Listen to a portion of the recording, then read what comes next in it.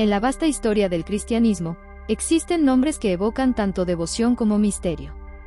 Entre ellos, uno resuena con fuerza y sombra: los Caballeros Templarios.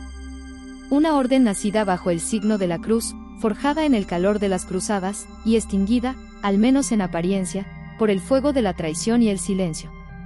Pero, ¿quiénes fueron realmente? ¿Guerreros santos o guardianes de secretos prohibidos? ¿Defensores del Santo Sepulcro o custodios de verdades ocultas desde los tiempos bíblicos? Esta es su historia. Una historia escrita con fe, con sangre, y con un juramento que aún hoy parece resonar más allá del tiempo. A comienzos del siglo XII, Europa se encontraba convulsionada. El eco de las cruzadas resonaba por todo el continente. Miles de hombres habían respondido al llamado del Papa Urbano II, cuando en el año 1095 convocó a los fieles a liberar la Tierra Santa del dominio musulmán. El corazón de la fe cristiana, Jerusalén, había caído y resurgido en manos de distintos imperios. Y cuando finalmente fue conquistada por los cruzados en 1099, la ciudad sagrada se convirtió en un lugar de peregrinación y de peligro. Los caminos estaban infestados de bandidos, y los peregrinos que buscaban caminar por donde Cristo había derramado su sangre, eran asaltados o asesinados sin misericordia. Fue entonces, hacia el año 1119, cuando un pequeño grupo de caballeros liderados por Hugo de Payns, un noble francés, tomó una decisión que cambiaría la historia. Formar una orden dedicada no solo a la guerra, sino a la protección de los peregrinos y los lugares santos.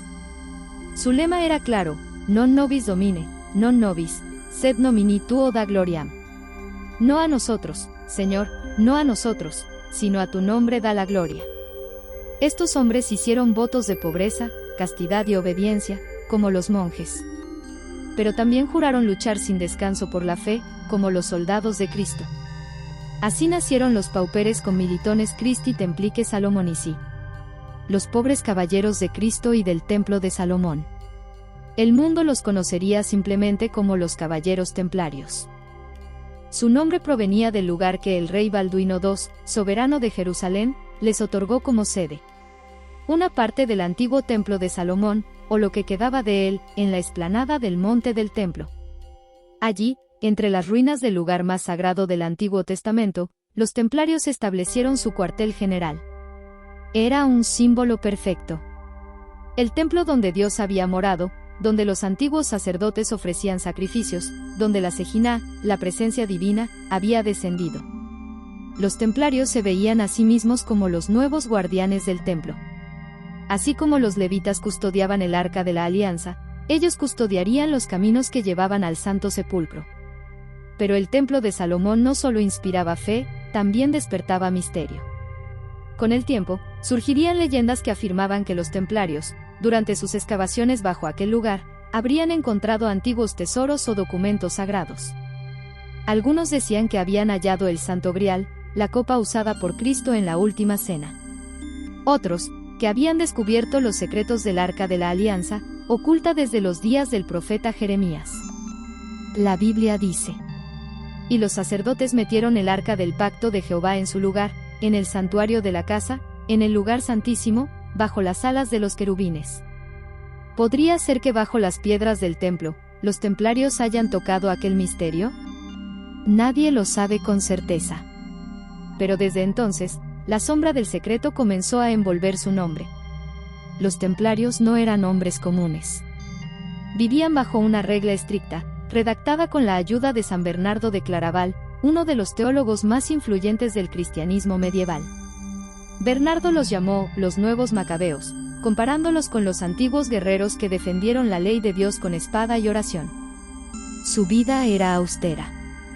Dormían en dormitorios colectivos, comían en silencio, y cada batalla era precedida por oración. Sus mantos blancos, símbolo de pureza, llevaban una cruz roja en el pecho, emblema del sacrificio de Cristo. El caballo, la espada y la cruz eran sus únicas posesiones verdaderas. En combate, eran temidos. Nunca huían, incluso si estaban superados en número. Creían que morir luchando por la fe era un camino directo al cielo. Como dice el libro de 2 Timoteo 4:7. He peleado la buena batalla, he acabado la carrera, he guardado la fe. Y esa era su misión, luchar la buena batalla de Dios. Pero su disciplina y su fe inquebrantable los convirtieron en algo más que soldados. Eran una fuerza espiritual. Un ejército que combinaba el fervor del monje con la destreza del guerrero.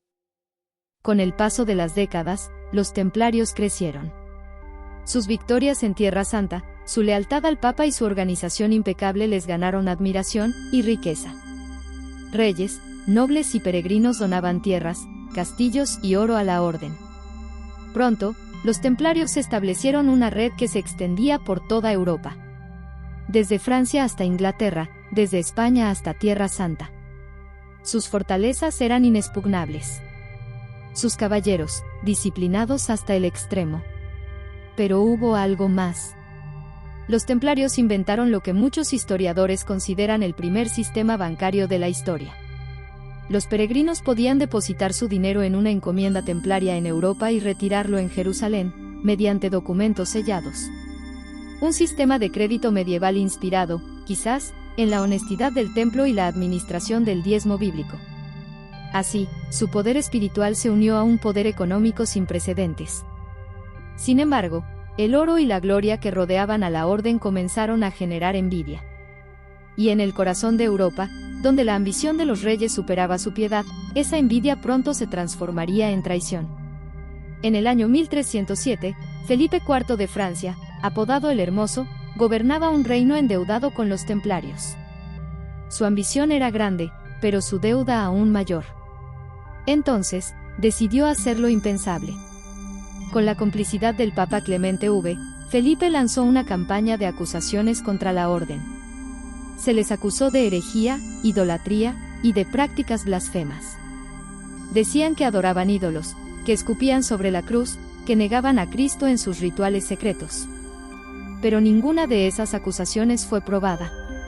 Aún así, en la madrugada del viernes 13 de octubre de 1307, todos los templarios de Francia fueron arrestados simultáneamente. Ese día quedaría grabado para siempre en la historia como símbolo de mal augurio. Bajo tortura, muchos confesaron crímenes que no habían cometido. Otros murieron en silencio, sosteniendo su inocencia. El último gran maestre, Jacques de Molay, fue llevado a la hoguera en París, en 1314. Mientras las llamas lo envolvían, se dice que pronunció una profecía. Que tanto el Papa Clemente como el rey Felipe serían llamados a juicio por Dios antes de un año. Y así fue. Ambos murieron pocos meses después. Los templarios fueron oficialmente disueltos, sus bienes confiscados. Pero su nombre nunca murió. Aún después de su caída, los templarios siguieron viviendo en la memoria de los pueblos. Leyendas hablaban de templarios que escaparon hacia Escocia, Portugal o América antes del descubrimiento oficial del continente. Otros creían que su conocimiento secreto había sido transmitido a otras órdenes, como los masones o los rosacruces. En la Biblia, el libro de Proverbios dice: la gloria de Dios es encubrir un asunto, pero la honra del rey es escudriñarlo. Proverbios 25, 2. Y así parece ser con los templarios. Dios encubrió su verdad, y los hombres han tratado de descubrirla durante siglos. ¿Guardaban realmente un secreto relacionado con la fe? ¿Un conocimiento antiguo que el mundo no estaba preparado para recibir? ¿O simplemente fueron víctimas de su propio éxito, destruidos por la codicia de los poderosos? Quizá nunca lo sepamos. Pero su historia, marcada por el ideal de una guerra santa, sigue recordando la eterna tensión entre el poder y la fe, entre la espada y la cruz. Hoy, siglos después, los templarios siguen siendo un símbolo de lealtad, misterio y sacrificio. Su imagen, envuelta en el blanco y rojo de la pureza y la sangre, representa el ideal de un cristianismo militante, dispuesto a defender su fe incluso frente al mundo entero. Pero también es una advertencia. Una historia que enseña cómo la fe puede ser usada o traicionada por los hombres. En sus oraciones, los templarios clamaban: Señor, danos fuerza para enfrentar al enemigo visible y al invisible. Y tal vez ese enemigo invisible nunca fueron los sarracenos, sino la corrupción del alma, el orgullo y el olvido de Dios. Porque toda cruzada que no nace del amor al Creador, termina por destruir aquello que pretende defender. En el silencio de la historia, Aún parece oírse el galope de sus caballos, el tintinear de las espadas, y el eco de aquel juramento. Non nobis domine, non nobis, sed nomini tuo da gloriam. No a nosotros, Señor, sino a tu nombre, sea dada la gloria.